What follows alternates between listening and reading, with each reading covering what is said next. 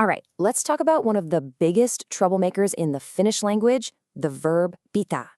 If this word has ever made you just want to throw your hands up in the air, you are definitely not alone. But stick with me because we are about to make it all click. I mean, this is the big question, right? How can a single word mean things that are so incredibly different? It feels like it shouldn't work, but I promise you there is a logic to it. And by the end of this, you're going to have the keys to unlock every single meaning. Yeah, when you see a list like this, it's a lot. Your brain just goes, nope. It looks like total madness, but trust me, it all comes down to a couple of really simple clues in the sentence structure. We're going to break it all down, piece by piece. So where do we even begin? Let's start with the friendliest, and honestly, the most common meaning of pita. This is the one you're going to run into all the time when you're talking about, what you enjoy. Okay, so meaning number one is simply to like or to be fond of. It's all about a personal feeling. Sounds simple enough, right? But here's the thing. The real secret, the magic trick, isn't in the word pita itself. It's all about what comes after it. And here it is. This is the signal you need to look for. To say you like something in Finnish, the thing you like needs this specific case ending. That little sta or sta at the end of the noun, that is the magic ingredient. It screams, hey, we're talking about a feeling of liking here. And this example is just perfect. You don't say pidan kahvista. Nope. You say pidan kahvista. That tiny ending is everything. It tells any Finnish speaker that you're expressing your fondness for coffee. It's a really neat and efficient little system once you see it. All right, you got the like part down. Awesome. Let's peel back another layer. Now we're shifting away from a feeling inside your head to a much more physical, concrete action. This is the pita of holding on to things. So this next category is all about action.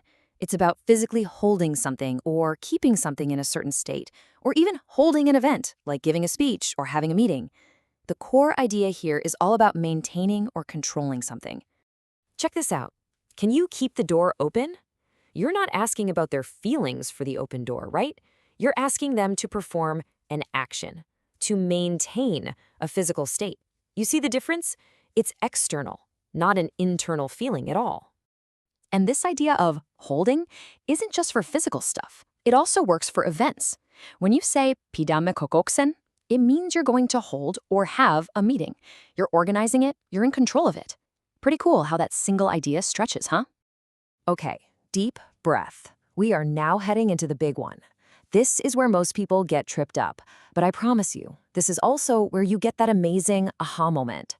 We're about to talk about obligation. So, the third major meaning of pita is to must or to have to. And let's be really clear, this has absolutely nothing to do with liking something. It's all about requirement or duty. So, how on earth does the language tell these two completely different ideas apart? This is it. This is the secret right here. Remember how for like, the clue was the little ending after the noun? Well, for must, the clue comes before the verb. You just pop a possessive word like minun, which means my, in front, and boom, the meaning completely flips. It's like a grammatical light switch. Okay, look really closely at this, because this slide is the whole shebang. On the left, pidan kahvista, no my, and you've got that sta ending. Translation, I like coffee. Now on the right, we add minun, my, at the very beginning. Suddenly, minun pita sueta means I must call. That one little word changes everything. This is the rule you have to remember. Okay, you've now mastered the big three: like, hold, and must. That is huge. So now let's have some fun and explore the more abstract kind of idiomatic ways that pita is used. This is where the language gets really colorful. I mean, the versatility just keeps going. You can use it to talk about your opinions, what you think of someone, whether a story is actually true. It covers so much ground. Let's just do a quick lightning round of examples to see what I mean. So if someone asks you, mitä pidät, they're asking for your opinion. It's a bit deeper than just, do you like them? It's more like, what's your take on them? Or how do you hold them in your mind? It's about your overall assessment. And here's another one in that same vein. I consider you my friend. It's like you are mentally holding that person in the category of friend. It's a really beautiful way of putting it when you stop and think about it. It's about classification. Oh, this one is my favorite. It's a fantastic idiom. ei pidä paikkaansa literally means something like, it doesn't hold its place. And we translate that as, it's not true, or that story doesn't hold water. It's just a perfect example of how deep and flexible this one verb really is. Whew, okay, we have covered a ton of ground. We've seen Pita as a feeling, an action, an obligation, and even an abstract idea. But, just listening to me explain it is one thing. The really important part is making this knowledge your own.